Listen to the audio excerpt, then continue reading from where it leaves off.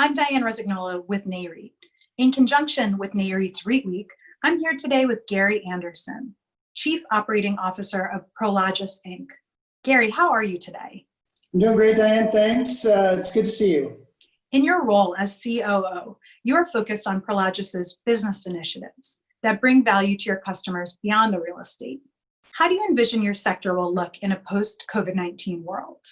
So that's a good question. Pre-COVID, our sector and Prologis specifically was pretty well positioned. And I actually think post-COVID, I think we're even going to be better positioned.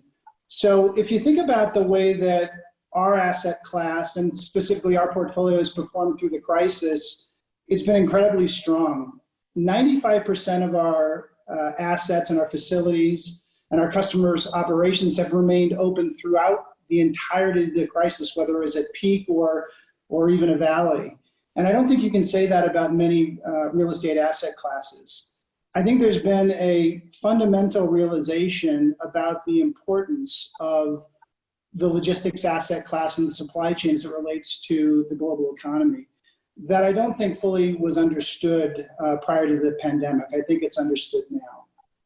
I guess lastly, I would say is you're looking at companies that will come out stronger, not just sectors, companies that will come out stronger. I believe those that have invested in digital infrastructure, in that backbone infrastructure so that they can better interact with their customers are going to come out stronger still. So Prologis intends to be one of those. Tell me about how Prologis is creating value beyond real estate for your customers. Another good question. So about 2.5 years ago, we stood up a procurement organization to really try to take advantage of our global scale and our buying power. And about 1.5 years ago, we started testing the idea of using that scale advantage to the benefit of our customers, particularly our small to medium-sized customers who didn't have their own procurement organization. And over the past 18 months, we've been testing different ideas. And about a month ago, we launched something called Prologis Essentials. And it is a digital online customer portal where our customers can interact with us, their local customer experience teams, our vendors, and also interact with the digital marketplace so that they can buy products and services in a very efficient, cost-effective way. So today, you're seeing our customers buying material handling equipment, forklifts, racking, LED, facilities maintenance services, et cetera, et cetera. So that's one way that we've been trying to bring additional value beyond the real estate. How else are you helping customers and communities through this crisis? So I'd say there were some pretty key learnings as the crisis started.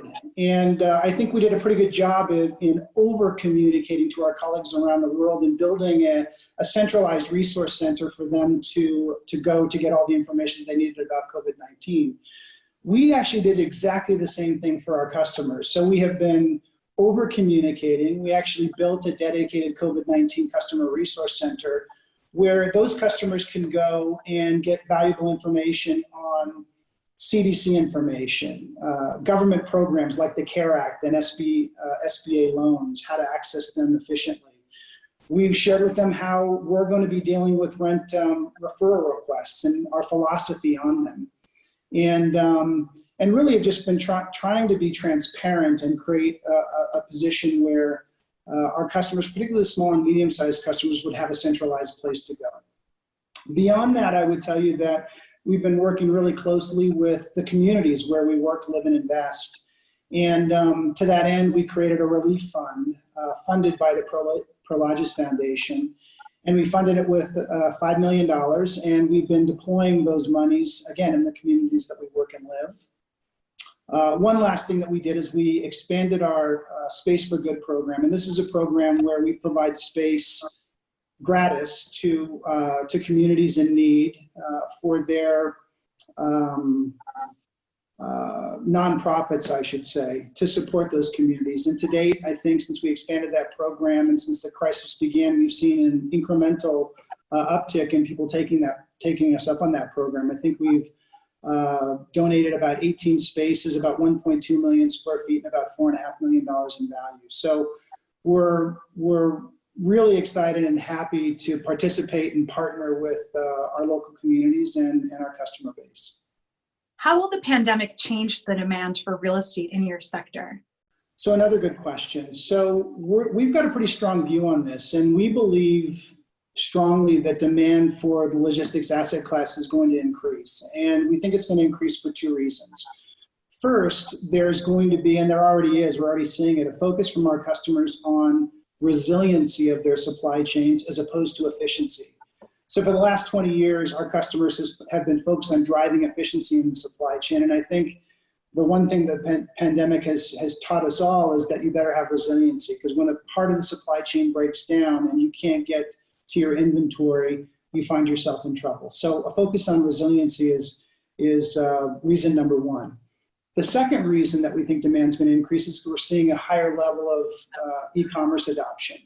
So that generation or those individuals that hadn't yet tried e-commerce for whatever reason are being forced to try it now as a result of the pandemic. And once you find the convenience of having goods and services delivered to your door, it's hard to wean yourself off of that convenience.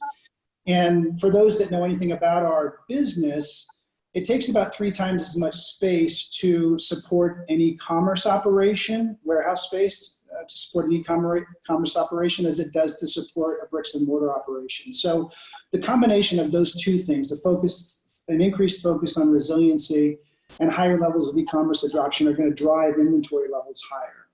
So lastly, I would say that our research department has done some work on this, and they've looked at the globe, but just in the US, they're predicting that you're going to see about a 400 million square foot increase in incremental demand as a result of those two demand drivers. So net, it looks like coming out of the crisis, the sector will be stronger. Gary, thank you so much for your time today. Sure, happy to visit with you, and appreciate the time. Take care of yourself. For more from REIT Week, visit REIT.com.